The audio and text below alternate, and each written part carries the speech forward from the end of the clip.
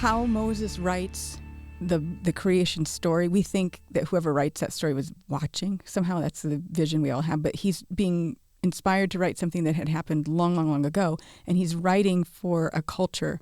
And so the way he describes how the creation is built, the culture would, the people in that culture would understand that creation was formatted in a certain order, like how a temple would have been built for them.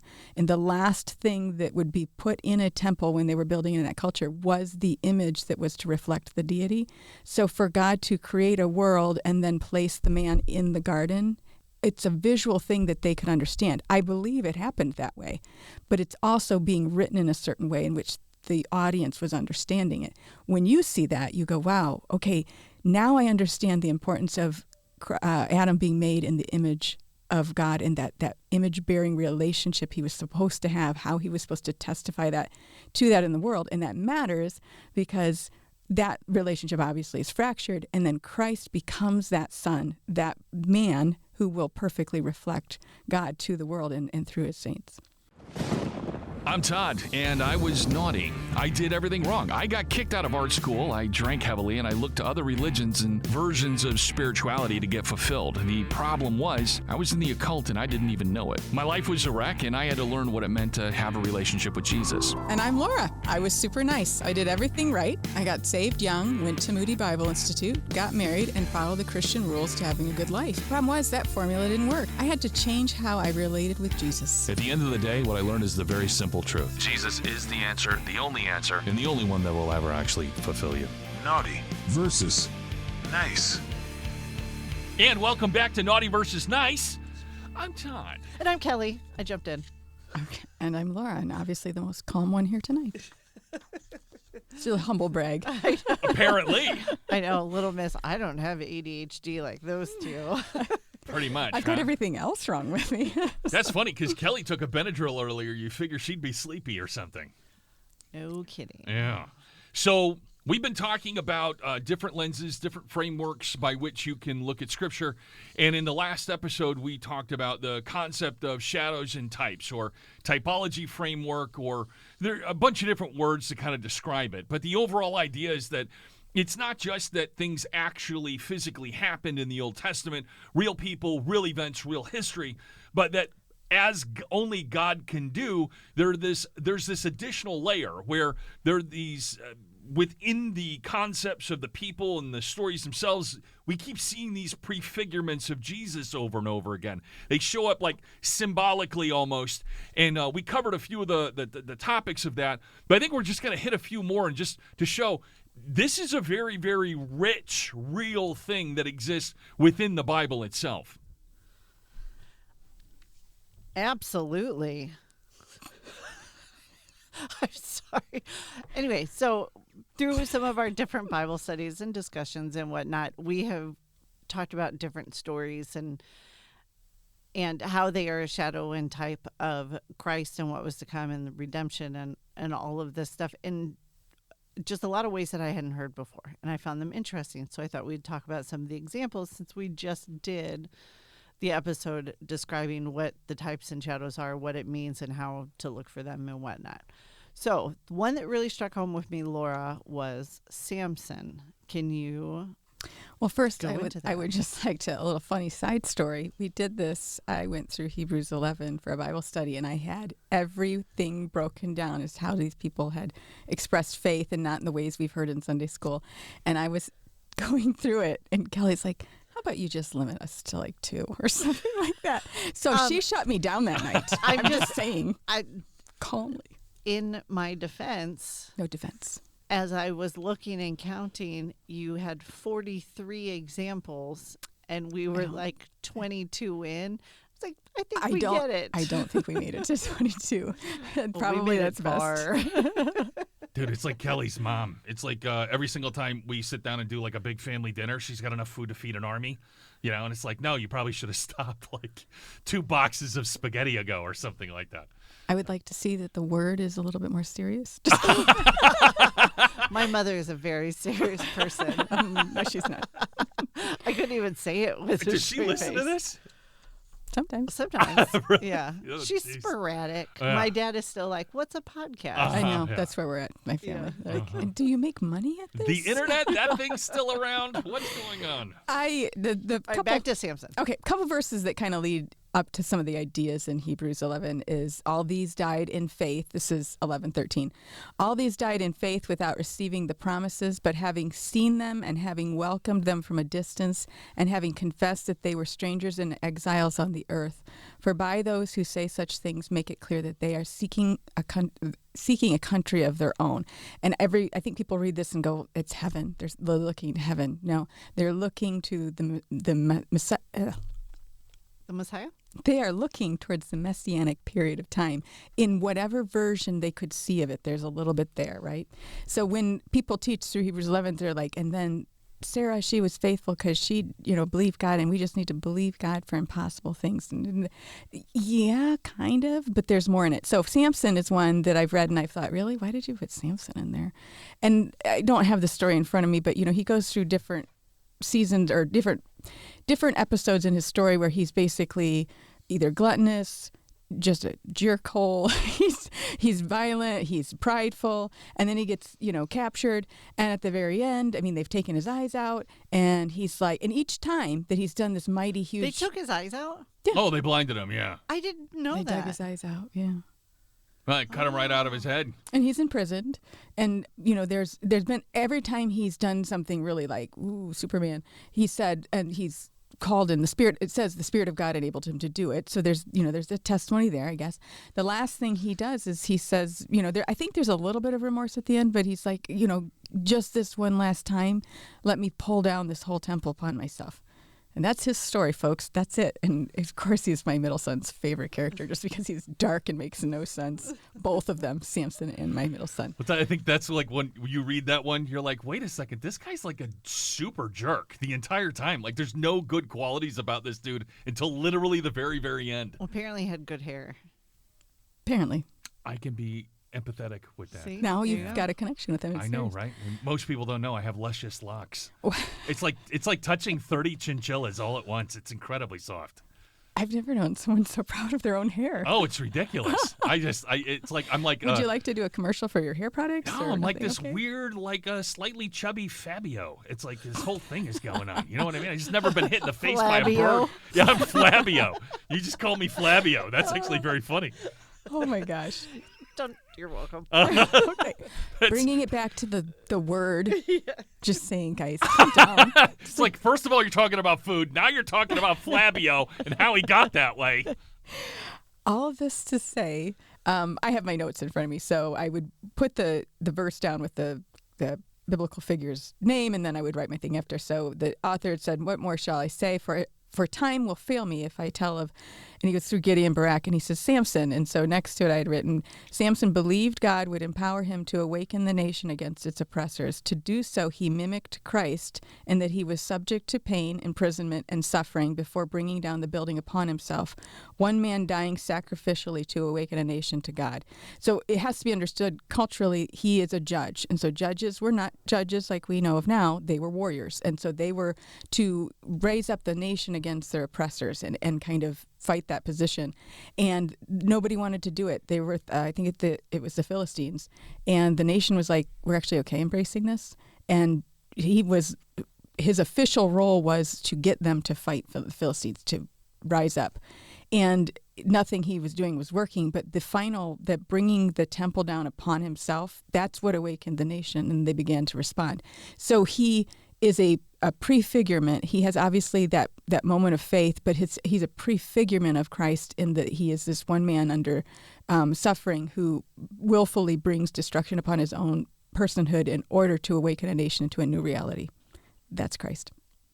Boom. Sorry. And we got him, tearing down that temple, and we can see that happening within the New Testament itself. Christ even calls it out.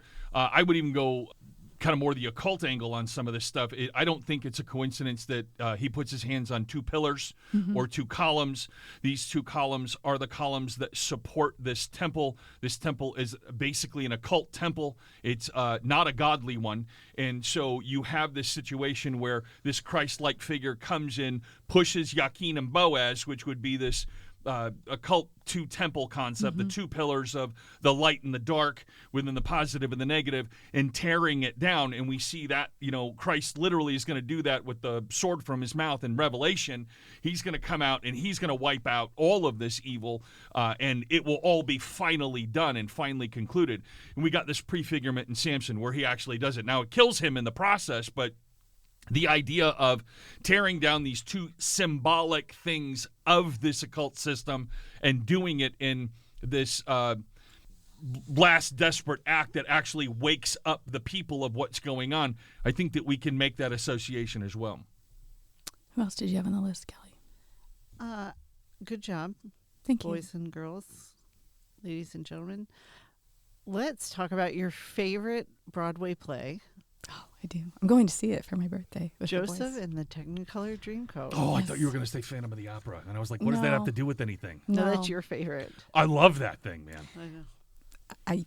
I can't say why I don't like it, but I'll tell you later. It's just I used to like it, and it got Phantom? ruined for me. Yes, it got Really? ruined. But Joseph, I went to twice. In my 20s, and I remember going, and of course it's me, so I was like, they're actually following this story pretty accurately, and I was impressed. It's a really great show. It's obviously not designed to spread the gospel, but whatever. Anyway, Joseph is, of course, very well known, and he is, proud of his coat of many colors, and he's been pampered and indulged by his, and favoritized by his dad.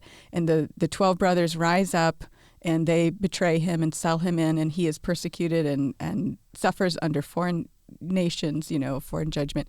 And so this huge long story, and then he rises up, and he's in prison for a while, and then he rises up again, and he's Pharaoh's right-hand man, and the brothers reunite, and he saves the nation of Israel from famine. You would think that in this Hall of Faith chapter that's what they would talk about, but what they say is, it's verse 22, by faith Joseph, when he was dying, made mention of the exodus of the sons of Israel and gave orders concerning bones. And so I was like, well, that doesn't sound like the pinnacle of his life. I mean, he's got all the Christ types. He's a suffering journey towards redemption. He was betrayed by the 12. He brings them out of a country unto himself. There's all kinds of things there. What I wrote, though, as far as this making mention of bones things, Joseph understood the promises of God to Abraham. While he could easily have commanded his people to stay in Egypt, where at the time it was prosperous, he instead tells them to leave. Egypt symbolizes exile. Exile is always alienation from God. Joseph, understanding the meanings below the words, asks his bones be buried where God has promised to build a nation. I believe he understood in measure that his people leaving Egypt for Canaan represented so much more than the actual events themselves testify to. By faith in what the earthly promises whispered of, Joseph asked to not remain in exile.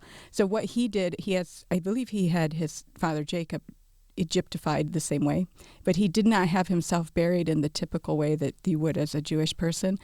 Varying theories as to why, but his last wishes are, that's what that says about orders concerning bones, is he asks his descendants, when they leave, you take me with you. So convinced was he in the promise of what God was going to do through the nation of Israel, which would eventually be Christ.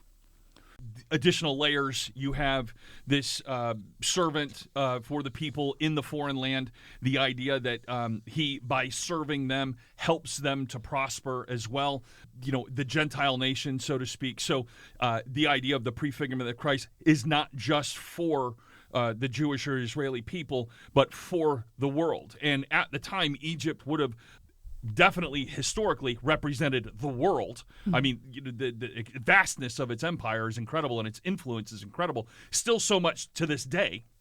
But then you have just that symbolic significance as well, is that, and not only that, but being the number 2 within the empire, the idea of being the son type figure to the one who's in charge, or the father type figure. We see these kind of things mirroring and echoing, once again, throughout the course of, just the story itself. Was there one that hits home for you, Todd? As far as shadows and types, the Isaac one was the one where I noticed it, I had to have it spelled out for me. But once it was, I really started to see it. I think the big one, Laura, you hit on this, I think, when we were doing our divorce series, where you talked about Adam. And the idea being that maybe, I think you said this, God putting Adam to sleep and kind of like in a dead-like state, and then wounding his side and pulling from his side, having an open wound, and then this woman is being made from that. So the new bride, the bride of man being made in his image or suited for him from the image of man, we see this relationship of Christ and the church just playing out within the idea of just Adam and Eve in the way that those events are told. So we see that mirroring once again. And once you really understand the idea of what the bride of Christ is, what the church really is, how it is supposed to show up, and what the significance of it is, it's not something to... It helps to take on a more serious mind or something. I'm not impressed with big fancy churches. Whereas before, maybe I was like, wow, they got a laser light show and a fog machine and everything like that. Now it's more like you start getting these layers and start going, okay, what is the purpose of the bride? What is that relationship like with Christ? How is she supposed to be? And how is she supposed to conduct herself? And you start wanting to have that be the way that you show up in the world too. It's something like that. It was I was going to say it's a page turner. What's the phrase I'm looking for? World changing moment? I don't know what the benchmark. I don't know. Yeah. But whatever. It was a big moment in time where something flipped and I could see it differently. Was when I stopped seeing Adam and Eve as a creation story that was kind of the way it was supposed to go, and then their fall, and now the plan comes into place to see Adam and Eve as prophecy instead of a story of creation or a story of origin, to see that God was weaving themes into their very creation and in the order of how he was creating creation itself, that those were testifying to what the gospel would look like. Because what you had said, I have it in my notes, Adam in prefigurement is a groom who sacrifices even his own flesh for his bride. He rejoices in the gift of her and is committed to her care and welfare above his own. That's very clearly the marital outline we're given, and we just lose a little bit because we go, oh, well, that's how a husband's supposed to treat his wife. Yeah, but you're going to see that God is weaving a story before it happens. So the idea that everything is about Christ, everything. So not just from the moment Adam falls and then we need a solution. So I don't know. That's just something I like about it. Can you clarify? You had just said even the order of creation. I think what I'm thinking about is I learned that from Kit's series, that how Moses writes the creation story. We think that whoever writes that story was watching. Somehow that's the vision we all have, but he's being inspired to write something that had happened long, long, long ago, and he's writing for a culture. And so the way he describes how the creation is built, the people in that culture would understand that creation was formatted in a certain order, like how a temple would have been built for them. And the last thing that would be put in a temple when they were building in that culture was the image that was to reflect the deity.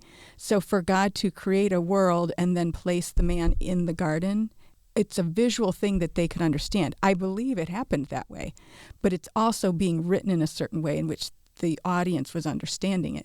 When you see that, you go, wow, okay, now I understand the importance of Adam being made in the image of God, and that image-bearing relationship he was supposed to have, how he was supposed to testify that in the world. And that matters because that relationship obviously is fractured, and then Christ becomes that son, that man who will perfectly reflect God to the world and through his saints. Absolutely, and it's kind of what we had talked about, when it comes to the idea of dispensationalism, and one of the areas that it falls short in, it takes too many things too literally.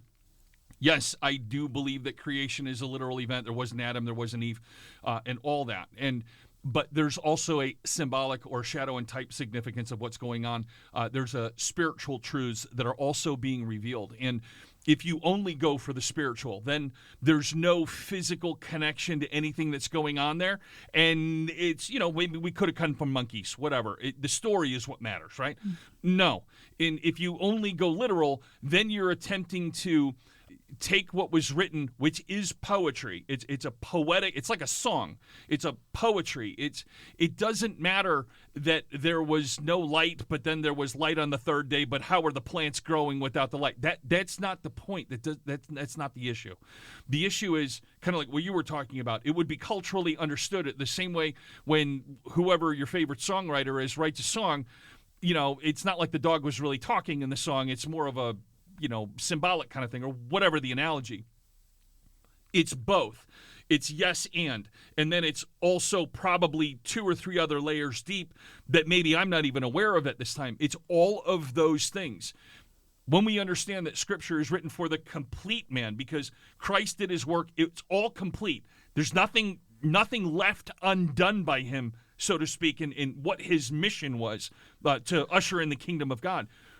When we look at Scripture and we go, okay, it's only this or it's only that, but humans are so complex and we're so layered, and you're missing it. You're missing these other pieces, and it just... Are we missing it? No, I was going to say that. You be the bad guy. I did want to add something because you said we touched... I'll tell you, to the moon, Alice, to the moon. We touched on Abraham in the last episode, and we looked at the sacrifice of Isaac. I don't think we did this, so I hope I'm not repeating myself, to see a little bit of how Abraham has a God prefigurement role. I know this is going to sound really sacrilegious till I say it. By faith, Abraham, when he was tested, offered up Isaac, and he who'd received the promises, so he'd received the promises about the promised seed of salvation coming through his seed, Isaac, was offering up his only begotten son. It was he to whom it was said, in Isaac your descendants shall be called. He considered that God is able to raise people even from the dead, from which he also received him back as a type. So my notes, I had written, Abraham believed that if he sacrificed Isaac, God would deliver him back to life from death. He, having one begotten son in whom all the promises of future salvation rested, entrusted that hope to death. God provides a sacrifice that day for Abraham, but the story speaks to how God would take that role in offering up Christ in confidence that he would be brought back to life. And just as Abraham received his son back without death, God received back his son from death.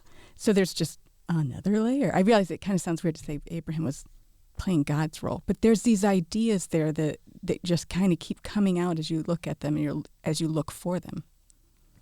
And by getting exposed to that, by seeing what it is that's actually there in Scripture, it keeps fleshing out and building out kind of what we started this whole podcast, or the whole show on, is the idea of the attributes of God. We start seeing those things more thoroughly, and really kind of, as God reveals more and more of himself, we can sink and fall deeper and deeper into that relationship with him. All right, so I'm going to read through some of these in Hebrews, and you just shout if you want me to do them, so explain them. You've got Abel. You've got Enoch. All right, so Enoch, verse 5. By faith Enoch was taken up so that he would not see death, and he was not found because God took him up. For he obtained the witness that before his being taken up he was pleasing to God.